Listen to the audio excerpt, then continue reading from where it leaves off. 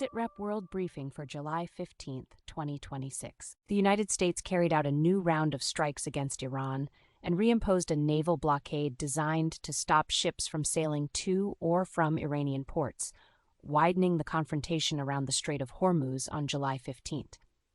The Trump administration resumed the blockade as U.S. forces hit Iran for a fourth consecutive day, tying military pressure at sea to an expanding air campaign against targets inside the country. Iranian authorities said recent U.S. strikes in the country's south killed more than 30 civilians, and Tehran retaliated as the exchange of fire entered a fourth straight day. The combination of bombardment and maritime restrictions placed one of the world's most important energy choke points at the center of the crisis. The renewed blockade followed a deadly tanker attack in the Strait of Hormuz that had already raised fears that commercial shipping and nearby Gulf states could be drawn more deeply into the conflict. Control of the narrow waterway matters far beyond Iran because a large share of global seaborne oil trade passes through it, making any disruption a strategic and economic shock. By pairing fresh strikes with a maritime cordon, Washington signaled that it was contesting Iran's access to its ports and the surrounding sea lanes.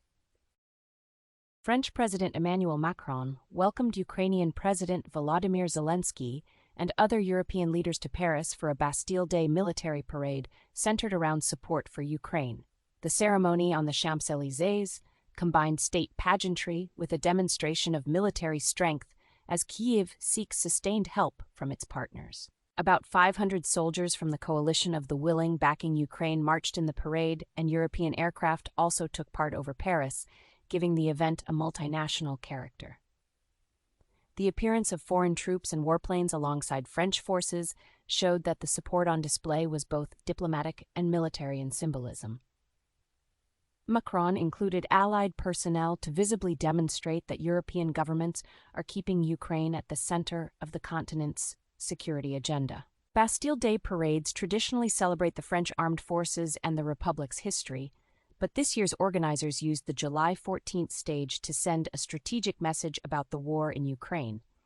By placing Zelensky, Macron, European leaders, troops, and aircraft in the same ceremony, Paris linked France's national commemoration to the argument that Europe's security is tied to Ukraine's defense. The event functioned as both a domestic military celebration and a coordinated signal that support for Kyiv remains a shared European project. Chinese authorities reported on July 15th that economic growth slowed sharply, missing the government's target and marking the weakest pace in more than 3 years. The data released in Beijing highlights the challenges for policymakers in generating a broad-based recovery in the world's second-largest economy after months of efforts to stabilize activity. A miss of this scale matters well beyond China because the country remains central to global manufacturing supply chains, commodity demand, and regional trade flows across Asia. The July 15th figures are a setback for Beijing's economic management because they show that recent momentum has not been strong enough to meet official goals. China's leadership has been trying to balance support for growth with longer-term efforts to manage financial risks, especially after a prolonged property downturn, weak household confidence, and uneven private sector investment. When growth in China falls to a multi-year low, the effects can spread quickly through export markets, industrial production networks, and corporate earnings, making this release an important signal for governments, investors, and trading partners watching for the next policy response from Beijing.